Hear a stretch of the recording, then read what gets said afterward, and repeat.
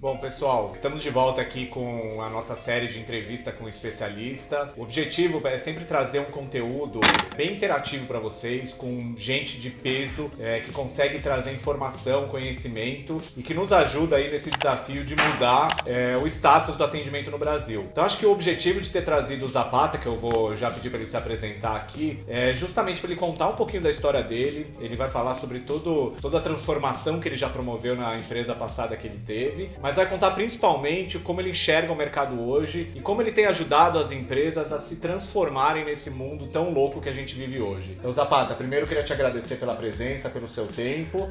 E eu queria que você primeiro se apresentasse um pouquinho aqui para os nossos telespectadores, internautas aí que estão assistindo a gente, falar um pouquinho quem é você, de onde você veio, contar um pouquinho da sua trajetória profissional. Maravilha, Albert, muito obrigado. Oi pessoal da Neo Assiste, essa audiência que acho que está muito interessada e antenada nesse assunto. Ainda bem, porque vocês vão ver que é um dos pontos mais estratégicos que a gente pode estar focado hoje em dia. Bem, meu histórico começa quando eu comecei a ser um consultor pela Accenture, chamava-se Andersen Consulting na época. Eu era aquele cara que programava dia e noite, 17 horas por dia.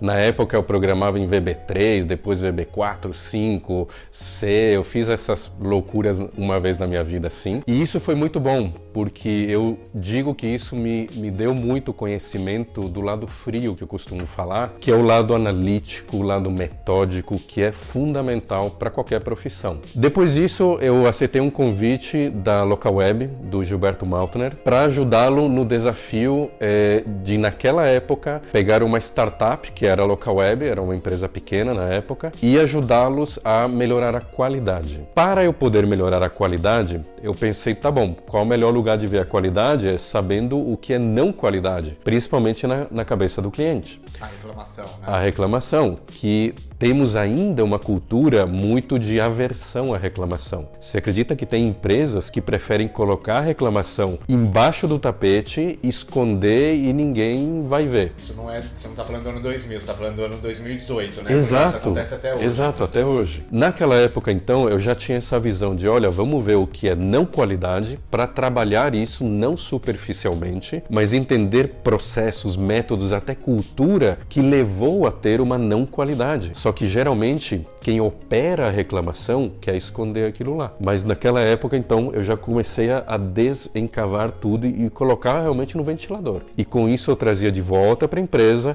e começava a trabalhar nas áreas respectivamente a qual era a reclamação. Eu ia na área, explicava, mostrava qual era a reação do cliente e o que hoje em dia se chama de fechar o loop. Eu resolvia a coisa ou botava para encaminhar e retornava para o cliente com o andamento. Esse é outro problema também. As pessoas acham nas empresas que só pode voltar para o cliente quando já tem a solução e a data e tudo certinho. Mas o cliente não quer isso. O cliente só quer saber que ele não tem que se preocupar quando tem algum problema, que tem alguém de confiança cuidando daquilo. Então o feedback, o fechamento de loop, o primeiro feedback tem que ser, olha, recebi, entendi o que é isso aqui, beleza, eu vou cuidar, fica tranquilo que eu te dou um retorno periodicamente. Pode até demorar, mas se você vai mantendo esse fluxo para o cliente, ele vai mantendo uma confiança em você que no fundo se reflete para a marca. Então a marca acaba sendo uma marca confiável, uma marca que cuida bem do seu cliente. Ele não quer, na verdade, pegar o telefone e ficar te cobrando o tempo inteiro sobre uma posição. Ninguém quer isso. É aquela história, ninguém acorda de manhã e fala, eu acho que eu vou reclamar da empresa tal, porque não sei. Ninguém quer isso. Assim como o empresário não acorda de manhã e fala, hoje eu vou ferrar a vida de quem, né? Vamos ver. Não é assim. Mas começou ali, então, voltando na história da entrada na Localweb, eu comecei a criar esses processos de loop de feedback. Nesses anos todos eu ouvia muito o cliente, eu fui ombudsman, ou próprio ombudsman junto com o time durante 5 anos, pelo menos. Então eu ouvia muito o cliente.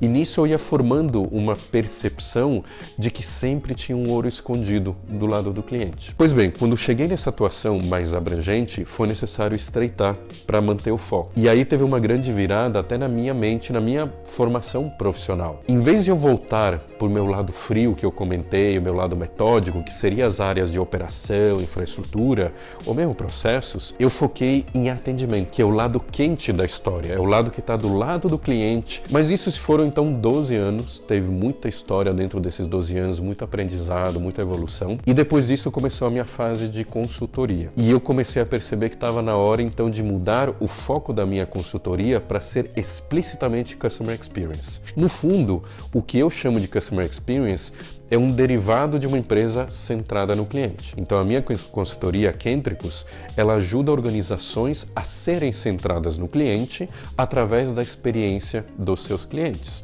Existem outros métodos, outros mundos de informação, por exemplo, Customer Success, é outro jeito de você encarar, e eu encaro esses dois mundos como sinérgicos dentro do mundo de empresas centradas no cliente. E foi assim que eu cheguei nesse momento como Kentricus. Muito legal. Só uma dúvida que eu fiquei. Então, na verdade, quando você foi contratado pela Local Web, não era para trabalhar com atendimento diretamente, era qualidade, era processo de monitoria de qualidade. Era uma proposta ampla e não estava definido se era atendimento ou não. Mas como eu coloquei essa dúvida, eu chegava para a turma e falava, tá bom, onde é que está a não qualidade? Quem que está reclamando aqui? É a área de reclamação, vê lá com o pessoal. E aí foi o gancho para pegar o atendimento. Na verdade, você foi no pensamento lógico, né? Assim, aonde exatamente está vindo a reclamação, está na área de atendimento e dali eu vou trilhar o caminho. Mas você vê como foi importante o fertilizante, a área fértil de uma cultura aberta.